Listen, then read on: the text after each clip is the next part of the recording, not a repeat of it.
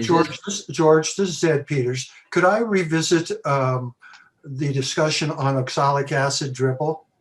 Sure. Okay, Absolutely. so the question came up, and I think, Keith, you made the comment that once a year, that's enough. That's once a winter. You can do it multiple times in I'm sorry, the spring. yes. Once a winter. And, you know, I had read that or heard it and all that. So, and then I also was seeing that some people were doing it more than once. So I said, and I went back and I checked the label. Best I can tell, the label does not prohibit how many times you can apply it by dribble in a given year. Yeah, but that's in a given winter. It's related to the cluster. Yeah, I don't know. You know, I have to go back and find out what the time frame was, but it's a summer treatment as well. So you could do it multiple times in the summer because the bees are swapping over so quickly. So, you know, they don't live as long. But when you have the 6-month bees, the fat bees, those are the ones that need only once. And it's been proved to be detrimental in winter. Yeah, it burns them, from what I understand. Yeah. So one is enough, and it I mean, if there's no brood, you virtually kill all the mites. So it's a very good treatment. Yeah. Excuse me, I have a question. Before we were so rudely interrupted, what is the best way to dispose of excess? You know, I use mine, and I have some left over. What is the safest way to dispose of that? What I do is just mix mine with water. You can use it as a cleaning agent. If you have a boat, you can spread it all over your boat and wait for spring, and then the bees can have a fun time eating the sugar water. No, it's not a harsh acid. You can wash your hands with it. It's not. Thank you. It's just not the 2.9. George, what did you mix? What percentage was it that you mixed? You know what? I've since forgot. I think it was like 3. I was playing on. I think we used the medium. Somewhere between low and medium, like in between the low and the medium dose. Yeah. Is what I mixed. Yeah, that's a normal one. Yeah, and you used the Randy Oliver scale. Yeah, so everything was made up by Jack and I. Yeah, Jack. Yes, and we used, like you said, between low and medium, maybe a little bit more towards the medium strength. Yeah, that's good. Yeah. We gave out 5 gallons of it, so you know. Yeah, that's normal. Talent, you know, which was awesome. I have a question. Is there any reason not to use vapor in the winter? The vapor is not that effective if the bees are on a very tight cluster. So if it's very cold, so we normally say above 40 degrees, use the vapor. And the vapor you can use multiple times. So if you really like treating your bees and giving them a hard time, vaporize them 2 or 3 times. Yeah. Okay, but over 40 degrees, it's okay to do it. Yeah, that's okay. Yeah, and it's effective as well. I went out today and I thought, it's 45. I'm going to quick finish school and I'm going to go out and do an OA treatment with my vaporizer. And I was never stung throughout the course of the summer when the bees were all over the place. I hardly saw any bees come out of the hive today, but one followed me. One persistent little girl followed me, got inside my suit. I didn't know it. I came inside, I started cooking dinner, and all of a sudden I felt a sting inside my pants on the top of my hip. And I was like, in January, I get stung by a bee, not during July or August when they're irritated that I'm in the hive, but January when I saw like 2 bees that were out flying around. You gotta love it. Those winter bees will sting hard too. Carol Stanley, did you give me the tip during a bee chat when doing a dribble to have 10 minutes all lined up in a row for each seam? Because I was mentioning having problems overdosing last year. Was that you that gave me that tip, Carol?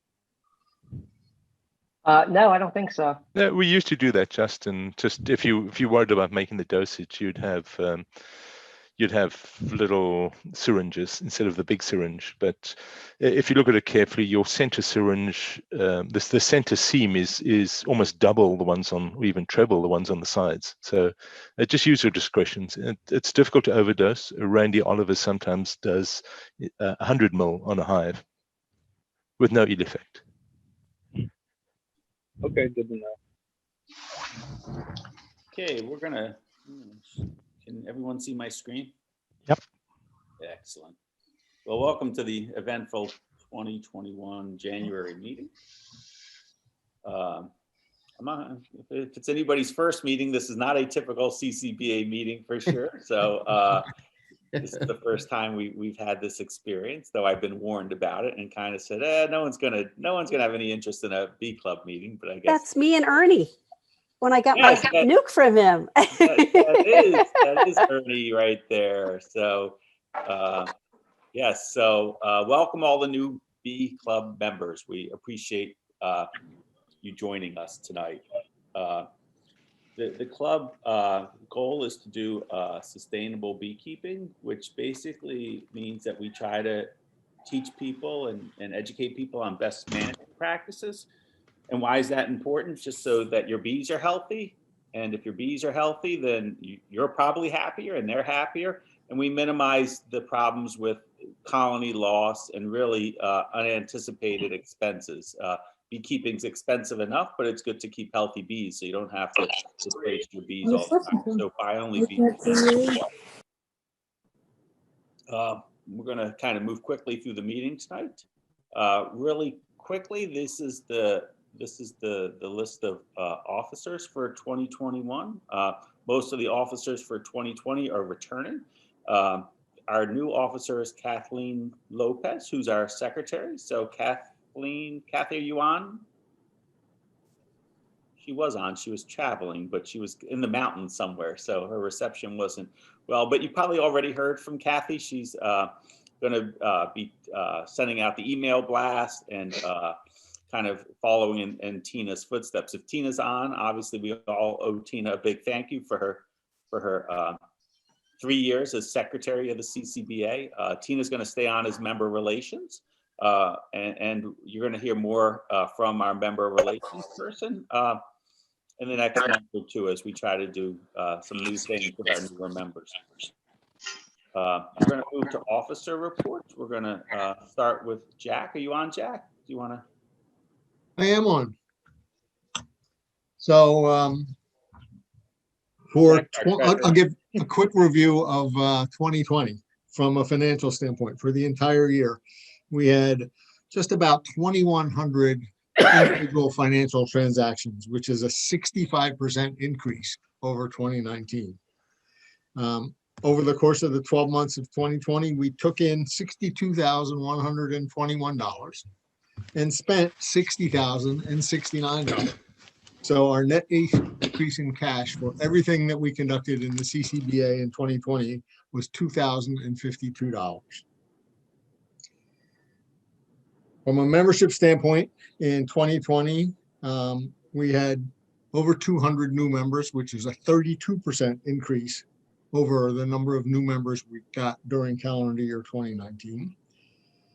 And we ended the year with 673 total members. We've already added 14 new members in the first 14 days of, actually first 13 days. I haven't checked today yet because I just got home a little while ago. We added 14 new members in the first 13 days of 2021. So our streak of growing rapidly continues. There are, however, 251 primary members from last year who have not yet renewed their membership, paid their renewal dues for 2021. If you don't pay those dues before March 1st, you will be dropped and it'll cost you $20 to have your membership reinstated rather than the $15 renewal dues. So I urge everyone who has not yet paid their 2021 dues to please do so. That's it, George. Thanks, Jack. What can I say? It's a lot of members. You know, the officers and committee leads met last Saturday sort of to do a kickoff for 2021. And a lot of the focus was on the members and to how we can even do better job with some of our newer members and communication and things like that. So, I mean, everyone is valued, and I also, the strength of this club, i.e. the membership, allows us to do really some cool stuff. So, you know, I really appreciate the 600 and some members because it allows us to do cool things. And I'll do a better job spending money. I had $2,000 that I needed to spend last year that I didn't. So I'll get right on that in this year, Jack. So we'll do our best. So Mark, anything to report? You're muted, Mark. Yes, I know. I'm going to report that I'm looking for my mute button. That was part of my report. For those of you who have come on and you were unmuted, I have muted you. We're getting a lot of background noise, so just realize that you are muted. Looking at this picture of those hives there are now 5 that are being weight monitored, and I believe it's 3 that are being temperature monitored. At least I think there's one that's got temperature and humidity, and you can see that by going to be informed or My Broodminder. well, not My Broodminder, it's the other one. Yeah. There's sorry. a link on the website. becounted.org is where you can see it, and there's a link on the chescobees.org website as well. And when the wrapping comes off, we'll set up the temperature and humidity sensors properly. I just didn't want to unwrap to set those up now. We'll be putting one more on. It's coming back from Broodminder after repairs, and so some hive monitoring capabilities that are going on. Thanks, Mark. And we had several members, including Don, who donated, Don Coates, who donated a fair amount of Broodminder stuff to the club. So surely this venture of trying to get sort of what's happening in typical Chester County beekeeping hives has been made possible by the kind donation of some of our members. So thank you, Don. I saw Don flash up briefly. Paul, anything to report on? Nothing in particular other than to say that in the course of this meeting, George will urge all club members, especially new ones, to get involved in the club by joining a committee. And it's not too late to join the conference committee. There'll be a little plug on the conference later, but just keep in mind that we've done some organization, but we still need a lot of worker bees to solicit things like advertisers and door prizes. So more on that later. Thanks. And Paul is, you're gonna hear a little bit more, not at this meeting, in future. He's also taken on our grant committee. So we have a little over $6,000 to distribute in grants, and that goes to people outside the club, and you'll hear more about that. So we will be distributing money outside the club as grants this year. So just so the club knows, whatever our ending balance is on December 31st in our general operating account, we allocate 15% of that money to the grants the following year. So so we had a little over $40,000 in our general operating fund as of December 31st. So a little over $6,000 will be made available to competitive grants, and Paul's taken that committee and task on to organize that for 2021. Kathy, are you on or no? Probably not. My report is brief. We gave away 45 children and adult winter coats, donated it to the Salvation Army of Westchester in December. So that was the pile that was sitting on the porch with the green door, and it felt really good to do. So everyone who, when they picked up their oxalic acid, dropped off a coat, that was great, and I hopefully we can continue to do a little bit more of that give back in 2021, because there's clearly people in need out there. So thank you all. I was looking through the coats. Oh, there's some pretty nice coats out there. So some people, thank you again for donating the coats. Much appreciated. This is our committee list for 2021. We have leads and co-leads of most of the committees. The only new committee this year, which wasn't really new, but formally kind of made the list, is the grant committee, led by Paul. And you can see we have several returning leads and some new leads and a lot of new co-leads. you'll hear from some of the committees tonight, and you'll hear from some more next month. On the homepage of the chescobees.org, there is a committee sign up link. So if you see something on here that interests you, or if you want to see some ideas go forward, that's the way to do it.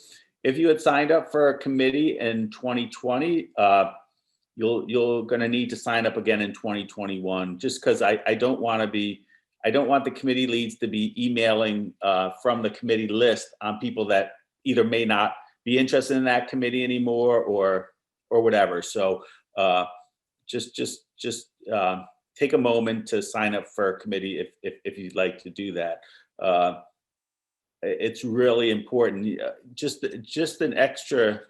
Again, all the committees leads will talk this month or next month a little bit about what they're doing, but just an extra set of hands or two makes a big difference, and when we look at the scope of what we're trying to deliver. I can't stress that enough. I mean, surely the leads and the co-leads are going to take on majority of the work, but please help out. Anyway, that's enough said. Go to the home site. You can go there while you're sitting tonight and sign up for a committee if you want. A lot of good committees out there, honestly, a lot of good ones. I'm gonna do a couple of committee updates now, and some relevant ones. Is Janie, are you on? Janie Gordon, are you there? Yes, I'm here. Oh, awesome. Can you hear me, George? I can hear you. Super. So this is the conference Janie's committee. our conference committee lead. So her and Mike and Deb Haberland are the co-leads. So Janie's going to give us a quick update on the conference this year. Awesome. Can you hear me, George? Yep. Good. Super. So thanks to Mike and Debbie. It's been fantastic having help. I just want to give them my sincere and deep appreciation for everything they've done so far. It's been fantastic, and we would love to have more folks join us. We really need help to get the conference organized. What we've done so far is we've reached out to a huge number of potential speakers.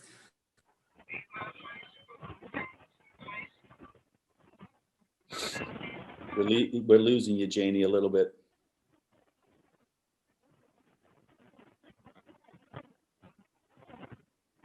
I think we lost her. We may have lost her. George, I can take over quickly while Sure. Janie comes back. Yeah, thanks, Janie. But when you come back, just let me know. We've got brilliant speakers. Because of the virtual meeting, we've been able to get a whole. If you look at this list over here, we got Sue Kobe, we've got Randy Oliver, Tom Seeley, and the one that I've been trying for almost 10 years now, we've got Marla Spivak, who I would rate as maybe the top of the list.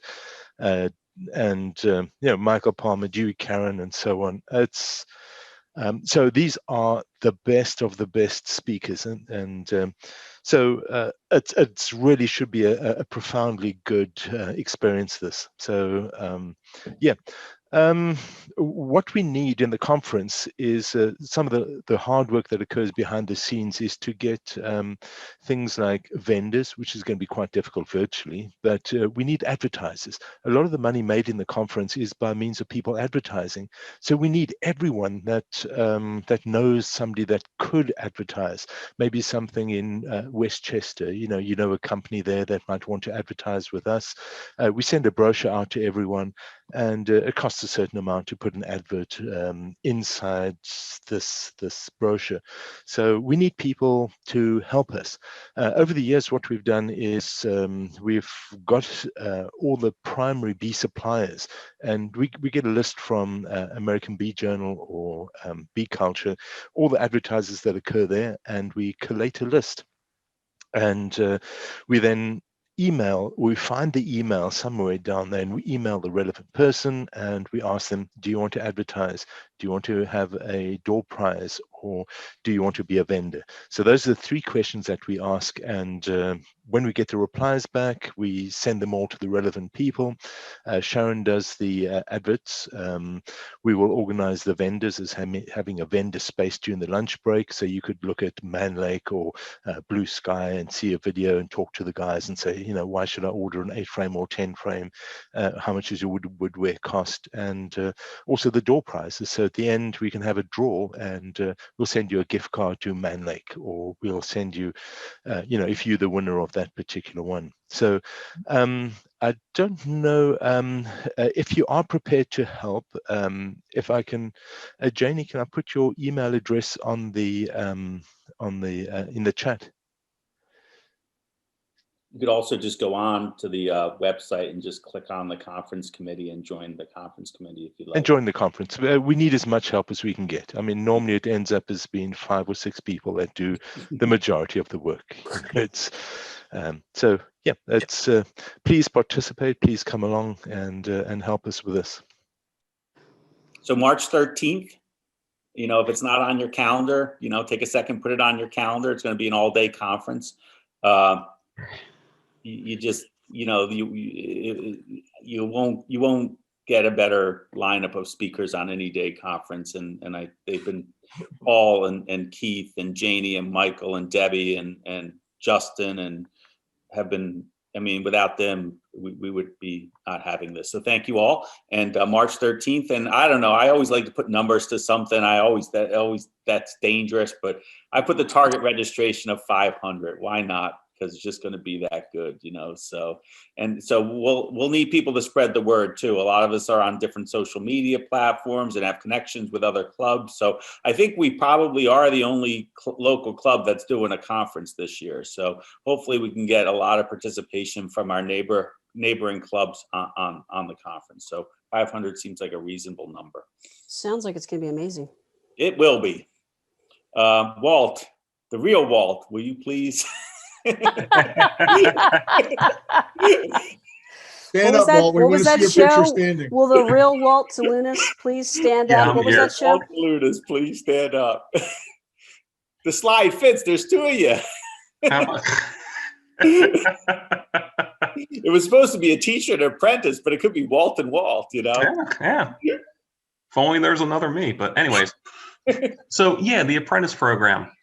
For those of you who were in it last year, you know the value of it, and you know that you'll be getting a nuke that you will be making from the club apiary this spring, maybe late spring, and you'll take that home, and that'll be your hive to be prosperous with. For those of you who don't know, the apprentice program is we match you with an experienced beekeeper. You meet with them at their apiary, and it's extremely hands-on. You are doing everything that the teacher is doing. And actually, the way it's supposed to be is the teacher's supposed to tell you what to do and do minimal work. So you're doing all the work, getting all the experience and all the knowledge. With that, next year, you would also get a nuke's worth of bees, and you would then go next year to the club apiary, make up your own nuke and take it home, and you're off and running. One other point to make is we also have the mentoring program, which is for people who don't want to be an apprentice, but they still need a little bit of extra help or somebody you want to talk to or lean on. I'll match you up with someone local to you, and sometimes the person will come out and visit your hives, but that person's available for questions via email, phone, or text. So you're out doing your inspection and you say, oh, I saw something I don't quite understand, or it looks weird, or it doesn't make sense with the last meeting we had. You know, can you further explain this? So anyone who's interested in either of those programs, just send me an email. My email's in the newsletter. It's on the website. So. And is the sign up for the apprentice program live again? Yes, it is. Okay. So the charge for the apprentice program is the same as it was last year, $120 for the apprentices, right? The teachers obviously would not charge them anything for.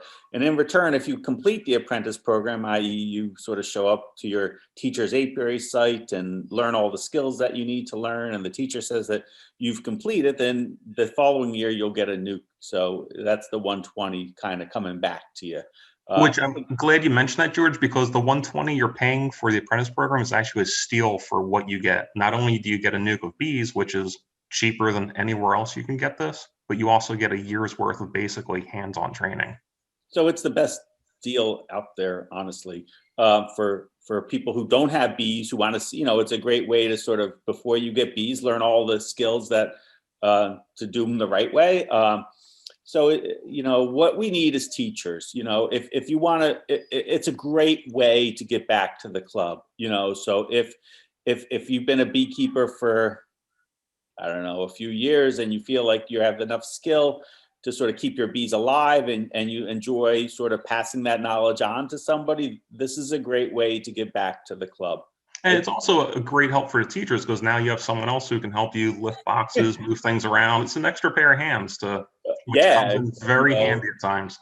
Yeah, and they're usually, the apprentices are usually very enthusiastic about learning, and they really want to help out. So Tony and I had two apprentices, Tracy and Chris, out at the apiary, out of the CCBA apiary, and they were a great help going through all the hives out there. And I had an apprentice at my place, and it was great. I mean, he was so into it. He wanted to do all the work, and I just sat back and talked and taught a little bit. So again, we need teachers. It's right up there. And I know there's COVID out there, and it's outside, it's social distance. I can't make anybody do it. But again, if you're thinking about how to get back to the club, please email Walt and volunteer for that. And it's an overwhelmingly positive experience from the apprentices. I mean, the feedback has been absolutely amazing. So Tim is our new innovation lead this year. Hi, my name. Sorry, Tim. Hey, Tim. Tim, is Tim on? Yeah. Hey guys, how are you? Basically, the innovation side of things, we're wanting to do a simple survey by asking for videos of what people have got for equipment. We're showcasing a couple of slides here with some nukes, just to show a different perspective of the same thing. So eventually we'd like to get a sort of like a 10-second video slide sent through from different members of every different type of technology that's out there that they're using in their hiveware, and then we'll group them together and categorize them. So we'll just run these slides, and then we can discuss it a bit more, George. Hi, my name is George. Here we have is a nuke box. I like it because it is light and I can carry it.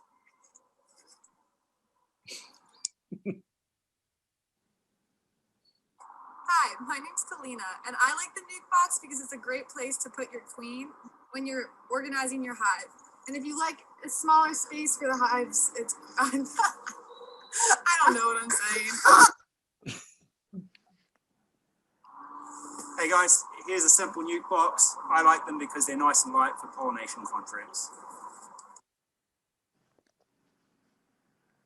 Okay, so that gives you a kind of a demonstration of what we're looking for. So you could do the reason why we use nuke boxes this year, the queen breeding team is using nukes for their mating boxes. The woodworking committee, they're obviously building the nukes for that program. So we're going to use nukes right the way through. There's going to be a lot of overlap between the committees this year, especially with the innovation. So the educational committee is looking at different aspects of that as well. So ideally, it's a fun way to do a survey amongst the club to see what equipment's out there. Eventually, the innovation committee is going to look for advanced units. So if someone's actually designing something or doing something different, we'll be able to liaison between members in the club and help with development that way too. So it's basically an introduction to the innovation committee and to see what we can draw out from the club and see who's interested. So how should people send their videos to you, Tim? Yeah, they could send it to me, or we'll try and set up a link on the club website or something along those lines. So we'll post it on the club website when we're up and going. Yeah. Very cool. Sounds like a fun little project. Yeah, it could be interesting. So, like, it could be anything from double screens. It could be your favorite tool that you use for doing cutouts. It could be right the way through the range. It's just more to see what the base level, the club levels like with innovation, what type of gear we're implementing. So we're not basically then double dipping or doing research that's already averagely known throughout the club. Awesome, thanks. Oops, I'm going the wrong way. Education, is Daryl or Tracy or Lauren on? Yep, I'm here. Can you hear me, George? Yep.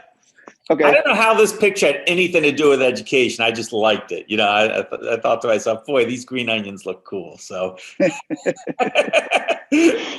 Fair enough. Yeah, so the first talk on the schedule for the education committee was arranged by Lauren. So thanks, Lauren. And it's going to be given by Frank Rothkowski, January 28th. I believe the time is 7 to 8:30.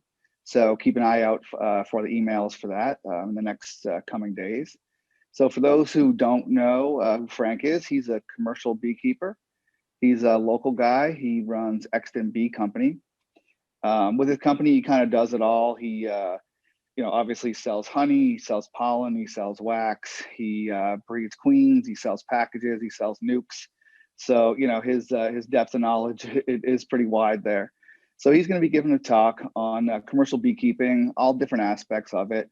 Like I said, from queen rearing to equipment, and how all these things, can relate and be useful to the majority of the people in the club who are hobbyists like me. So how he can take his, giant scale of commercial beekeeping and make it relevant to us at the hobbyist level. And the Queen team got to hear a short version of his talk. So I can tell you it's not to be missed. It's going to be interesting. And he has some really interesting stories like raining drones and stuff like that. So you don't want to miss it. It's going to be a good one. That's it. We'll have more talks in the following months, hopefully as good as Frank's going to give. Excellent. Thank you, Frank, and thanks, Daryl. The education committee needs members, so Lauren did a great. The education committee does the hive crawls and does the video educational seminars, the mite-a-thon. So a lot of good work being done, and it's being co-led this year by Daryl and Tracy and Lauren. So again, if you're interested in helping out in education, they would greatly appreciate it. Jesse, is Jesse on? Carla? Yeah, I'm here. Is that Jesse or is that Carla? Or is that? It's Jesse. I think my video shows up funny, like I look like a ghost or something. You look like a wild one. There you go. Yeah, we are going to hold our spring and fall plant sales again. Get some education out there about winter seed sowing, about natives for your honeybees. I'm actually really excited that the club will be reimbursing me, but we just purchased this great book called Native Plants for Honeybees. It was on my porch, George, when I came home. So I got to look at that, and I will have, I think maybe later in the presentation, just a few pictures of a couple things that are blooming amazingly enough in January. So look out for that. You want to do your what's blooming now, Jesse? Sure. Let me. And just Jesse, myself, and Carla, we seeded today at down my basement. So we got a whole bunch of stuff started for the CCBA. I forgot what it was already, but good stuff, good native stuff. So we're going to be seeding every Thursday from 1 to 3 at my house. So I'm going to have a sign up. The blast will be coming out from Kathy, and there'll be a sign up on the website. We'll only limit it to 4 people because we're kind of down my basement and wearing masks. But if you want to come out and help seed or learn something about how to seed or just give a hand in that way, it'd be great. So you'll see more on that coming up, So we had a good time today. I'm always impressed by Jessie. I mean, her depth of knowledge on this plant stuff is insane. Absolutely insane. If you want me to show the blooms, I just need to share my screen. Okay, I need to stop share, or do I need to stop share? I guess I need to stop share. Go ahead.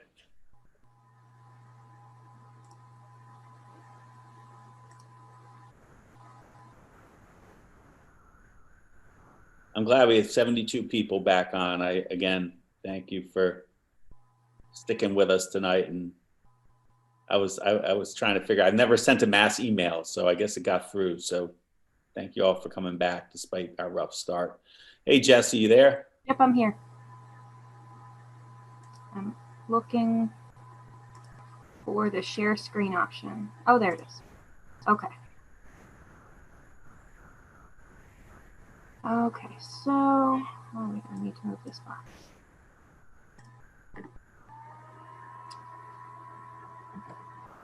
So not a lot is blooming currently, but if you take a close look at your trees, your shrubs, you're going to see these great buds that are starting to swell, and some of these will be blooming in the next month or two, but these are just some maples and the high bush blueberries, which we sold at the spring and fall sale, and I want to sell again at our this coming spring sale. And I've got a cute little buddy there that's going to emerge at some point when it gets warmer. I'm excited to see what that might be. Mahonia, which is Oregon grape, native to a little further west than we are, but it is starting to bud up also. And you can see the hellebore on the right has some pink buds. So next month, those both will probably be in full bloom. But I just wanted to give you an idea of what to look for, that these things are coming. And then this is vernal witch hazel. That is the bloom. It is a crazy looking flower. This is the plant that is native kind of in Virginia and a little further west of us. The native witch hazel to this area blooms in the fall. So that bloomed in like October, November time and is a yellow flower. This is the orange flower. So that was actually blooming. I took that picture yesterday. Pretty exciting to see blooms in January. We had witch hazel on the plant sale last year, and hopefully we'll have it this year, right? It went well. I think if I can get a hold of it and everybody wants some more of it, yeah, it's a wonderful plant, especially for those late fall days where the bees can still get out. Are you guys And planting I'm any pretty sure mountain mint? I'm sorry? Are you planting any mountain mint? I remember hearing about that in one of the bee meetings that I sat on, how that's the bees really like that. Do you mean selling it? Because Yeah, are you planting it and selling it? Yeah. Everybody should plant it, and yes, we're going to sell it. Okay, good, because I would like to plant some. Yep, it's a wonderful plant. I highly recommend it. So yep, we'll have that too. I'm going to exit my sharing screen, guys. That's all I've got for blooms for January. Maybe. You go up top and you'll have a stop share option up top, Jess. Yeah, I just have to make it bigger.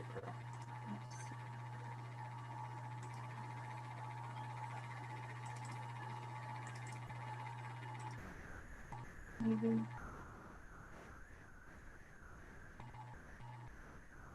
There.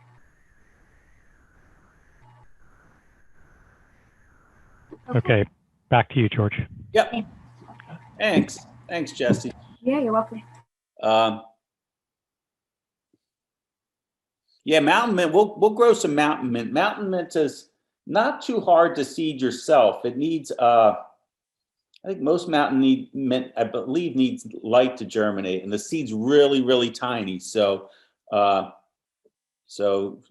it on your own. If you want to come to a Thursday seed starting and bring a packet of mountain mint seeds, we can sow it too. And if you want to bring seeds to the seed sowing on Thursday for the club, that's great. If you want me to start some seeds for you and you can take them home, that's fine. I just want to start seeds. So again, Thursday 1 to 3, and Kathy will be sending out more info on that. And we look forward to our plant sale in April. So again, Jesse can use the help. So if you're interested, go sign up. Hey, Paul, what's Paul's Cowboy Beekeeping? How to be a backyard beekeeper and get enough honey to feed your neighborhood. I mean, Paul always impresses me.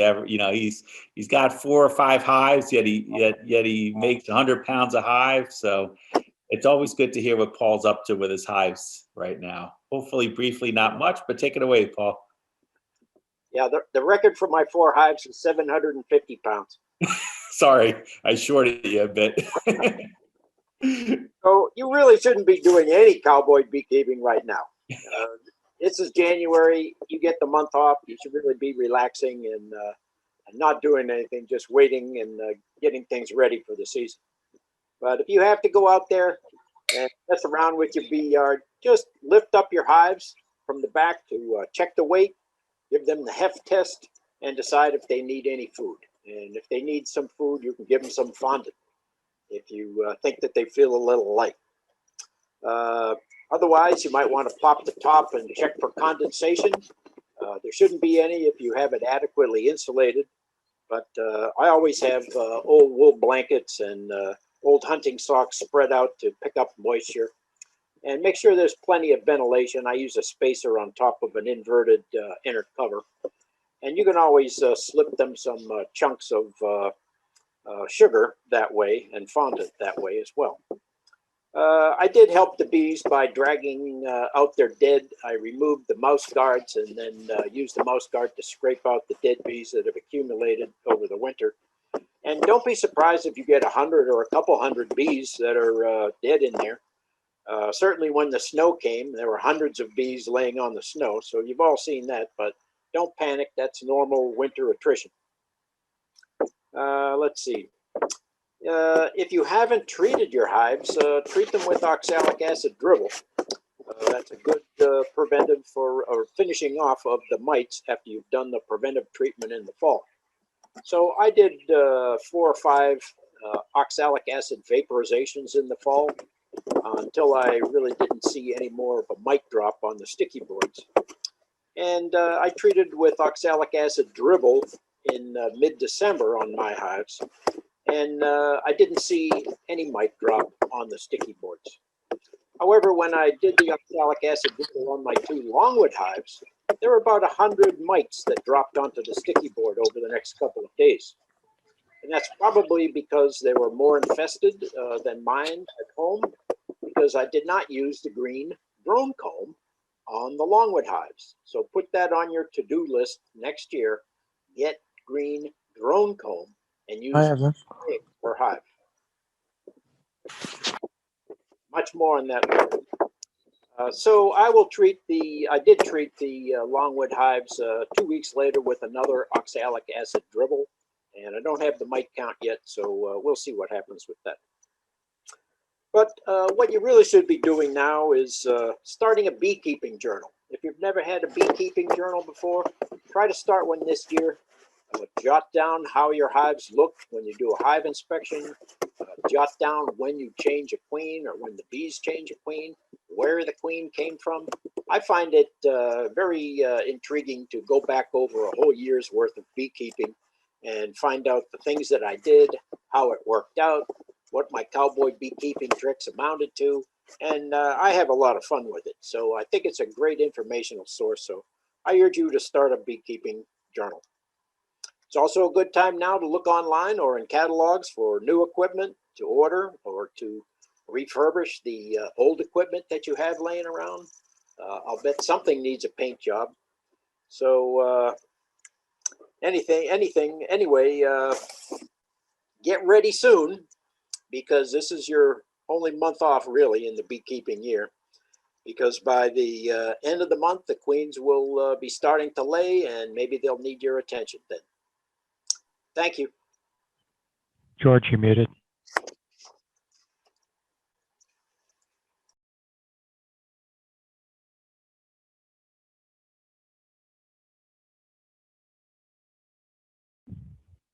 You're still muted.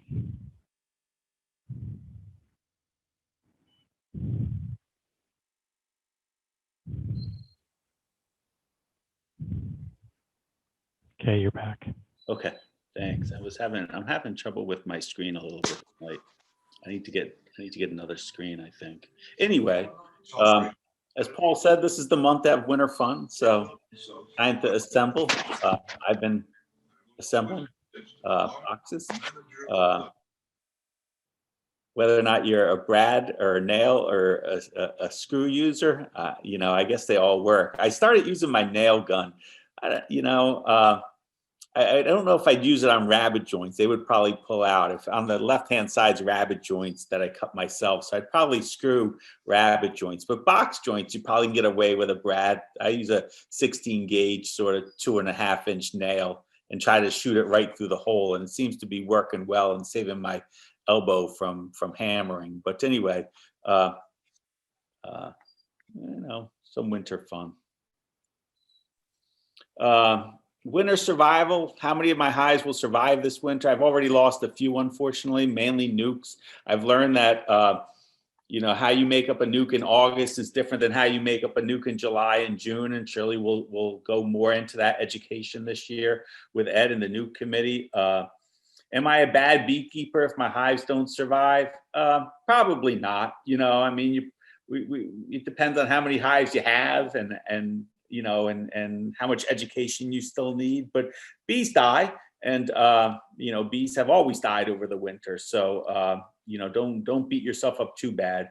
Why did my hives die? I think it's always good to sort of take a look at dead hives. Don is running our dead out breakout room tonight.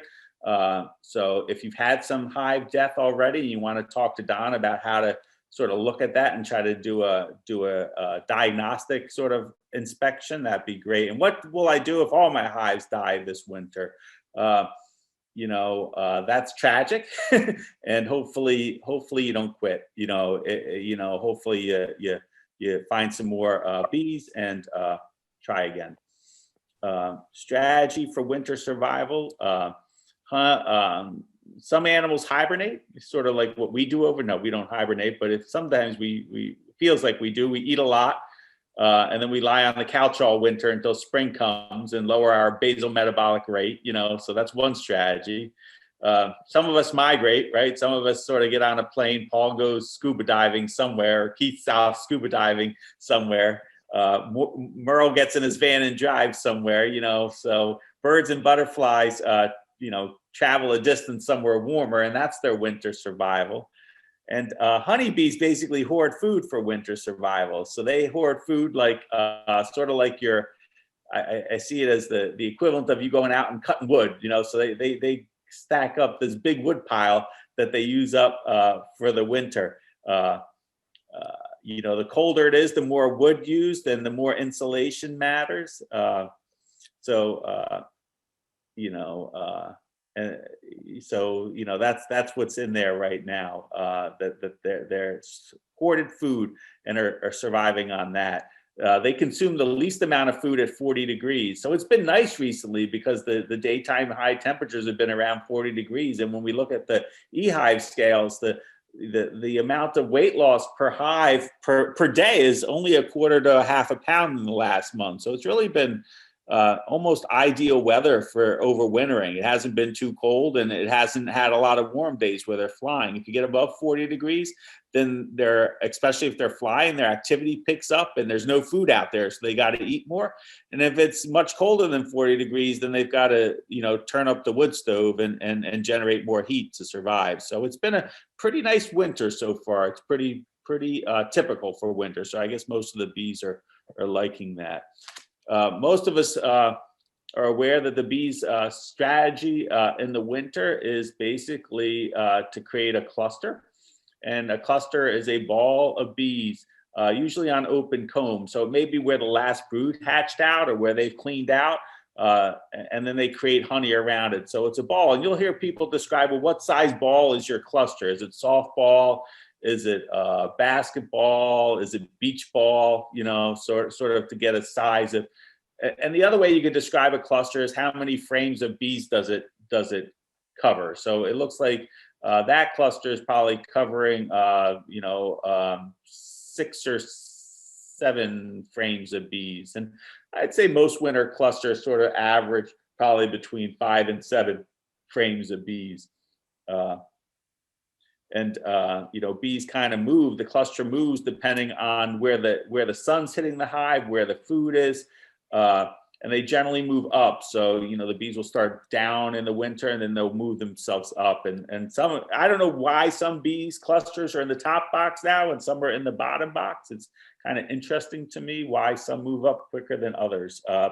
And it's probably a good idea to keep food directly above the cluster, because then they can always access the food. So they can move around on left and right, but they like going up and down to access food. Some people say wrapping the hive warms it up a little bit, so the cluster is able to move a little bit.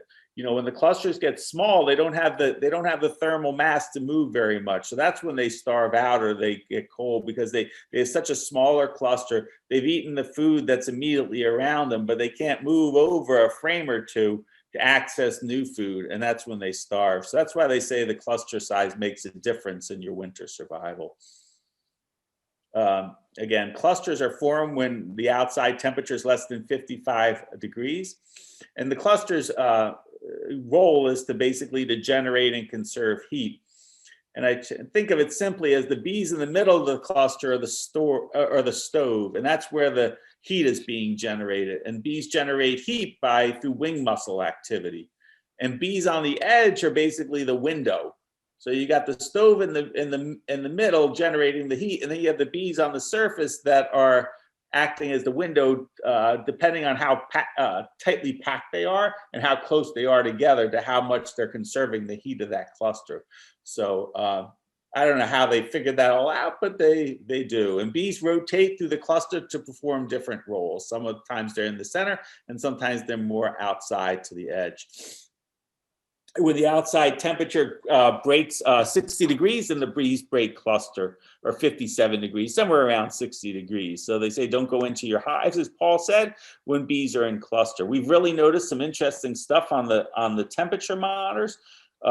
When you open the hive and the bees are in cluster in the winter, the temperature over that cluster actually goes up in response. So they must sense it's colder and they have to generate more heat. So the temperature goes up by about 10 degrees, and then it takes a full 48 hours for that temperature to go back to baseline. So just a very quick opening of the hive really disrupts how that cluster is thermoregulating the hive for a good 48 hours. And probably they aren't chilled, but they probably are consuming more energy. And who knows, maybe there's higher death rate. I don't know, but it's fascinating to see what happens when you just open a hive for a few moments when the temperatures are cold. So leave your bees be. What are essentials for winter survival? Enough disease-free bees. So surely, we stress disease identification and varroa identification and treating your mites and getting your mites below threshold, because that's probably the number one factor that will determine whether or not your bees survive or not. If your bees are sick going into winter, the chance of them surviving is not good. We already talked about volume of bees seems to make a difference. Ideally, you want 5 to 10 seams of bees going into winter. Now, already that cluster size is going down a little bit. So you probably have a few less seams or frames of bees now as you did 2 months ago. You need enough food. How much food is an interest to me. Most people say about a minimum of 50 pounds of stored honey. And preferably easily digestible sugars, more so for bees that are going to be in colder climates and aren't going to have that opportunity to get out and get the cleansing flights. Because if you give bees the sugar that has too much ash or too much other residue in it, then they may have problems with too much poop and not being able to get out. We already talked about ventilation. When carbohydrates break down, they generate CO2 and H2O. And 10 pounds of metabolized sugar generates about 6 pounds of water. So that water's got to go somewhere. And that's why we talk about top insulation and top ventilation to prevent condensation back on the cluster. They say that cold doesn't kill bees, but cold and wet will kill bees. So surely, as Paul said, when you open your hive or when you look at your hive and you see water droplets on the inner cover or inside the hive, that's probably, you don't want to see a lot of that. Wind protection is key. So north and west windbreaks, tar paper, skirts for hive stands, and I put in there enough neglect. I don't think we're, besides giving them a little bit of food above the cluster, there's really not much we're going to do inside the hive right now that's probably going to benefit them at all, honestly. So I've made it my 2021 resolution to stay out of my hives, and I've done a good job because I'm one who likes to poke and mess around. And when I start to see it's interesting, when I start to see those temperature broodminder things, and you see the physiological effect it has, you realize, like, I've just messed these bees up, or not messed them up, but they're obviously not sensing things are normal for a good 2 days after going into the hive. And I basically didn't do anything. So just stay out of my hive. So do not do this. Hopefully all your queen excluders are off. Hopefully nobody has no one has a queen excluder that isn't at the top of their hive above something. You know, if the cluster can come in contact with the queen excluder, you are in trouble, because the cluster will move through the queen excluder and the queen can't move through it. So the queen will be low, the queen will die, and then your hive will come out of winter queenless, and it will be a mess. So hopefully no one has queen excluders on. Excessive opening and banging on hives during winter, because it causes unnecessary heat loss and heat generation. So, don't do that. If there's big gaps in your hive, get some duct tape, tape the joints, don't let them freeze. I mean, I need to do a better job still with some of my winter prep. I looked at some of my hives today and I was like, oh man, George, some of them are not as tight looking as they could be. So again, it doesn't hurt to take a look, and you have some openings, just get some duct tape out and tape them up, and don't let them starve. I mean, the bee food consumption is not very high right now. Like I said, it's only been about a half a pound a day for the last month. But come February and March, when the brood starts again, and they start to consume more food to raise brood, and also to keep the temperature up at 90 degrees, you're going to see the weights go down. So that's something that we can prevent, is them starving. You generally have more nuke loss than full-size loss, hive loss. I've lost a bunch of nukes, but that was my bad, making up nukes in August. I've learned pre-Varroa winter loss was somewhere around 10 to 15%. So yes, bees die, and a certain number of bees die, colonies die over the winter. So if you have a few colonies die, you're not a bad beekeeper. Post-Varroa winter loss is somewhere between 30 and 40%. So is that purely based on Varroa? Probably a large percentage of it is. Could it be based on poor nutrition? Could it be based on poor beekeepers? I don't know, but I think a lot of it is probably Varroa. So if your hives do die this winter, or you lose some over the winter, you want to ask yourself, what was done for mites? Did I have significant diseases in the fall that I didn't recognize? Was my queen failing or not present in the fall? Was I dealing with a hive that was never great in producing brood, or the brood didn't look great, or the queen just wasn't doing it? How much food did I have on the colony in November? When was the colony created? Too late in the season? That's my loss reason for some of my nukes. And other environmental conditions that you had your bees in a bad spot for the winter. There was too much too much cold air going through the hives or under the hives. And are these variables controllable? Most of them are, most of them are. But like I said, it often takes failures to achieve success. We all were new beekeepers at some point, and we all had some hive loss. And with time, I think the more seasoned and more experienced beekeepers in the club definitely lose less hives than the newer beekeepers per year. But we all lose some hives. What happens if you lose hives? You want to replace.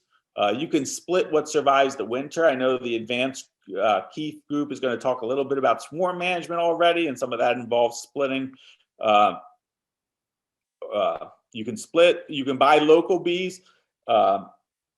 We do have the forum site. If you have nukes that you would like to sell and are approved to sell nukes in the state, you can post your nukes for sale up on the website.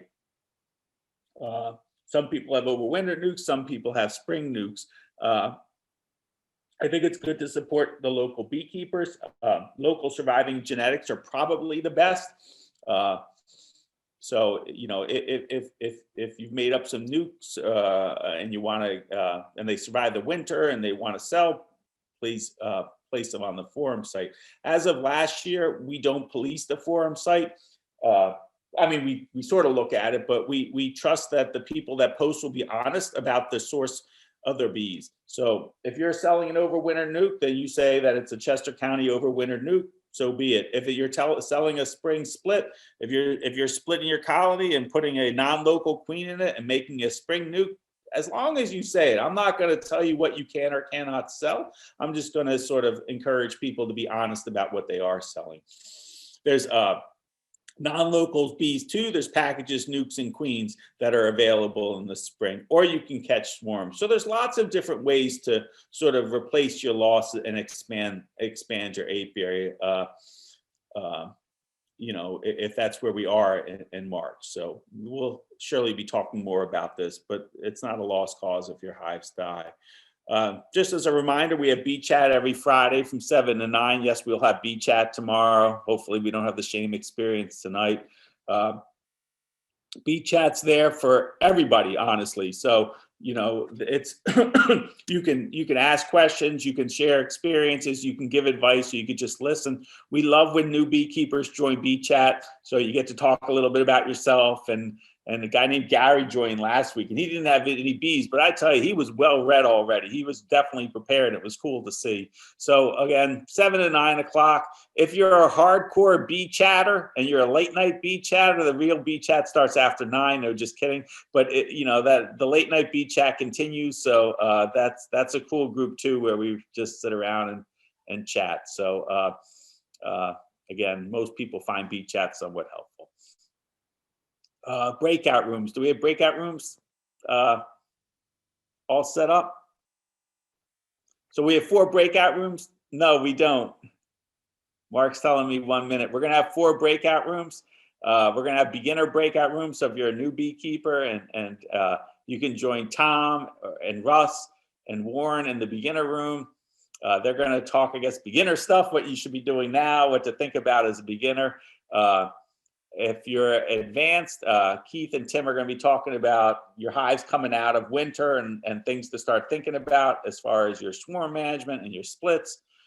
Ray and Mark are going to be talking a little bit about our electronic hive monitoring. So if you're interested in looking at some of our data and discussing what that data is telling us, join them. And then there's a dead out breakout room by Don Coates, one of our veterinarians, to talk about, you know, what to, if your hives are dying, how to do an inspection and what to read into it. And you can switch between breakout rooms, right, Mark? So you could start in one breakout room and go into another breakout room. And I think I'm just going to stay in the general room if anybody wants to chat with me or have any discussion.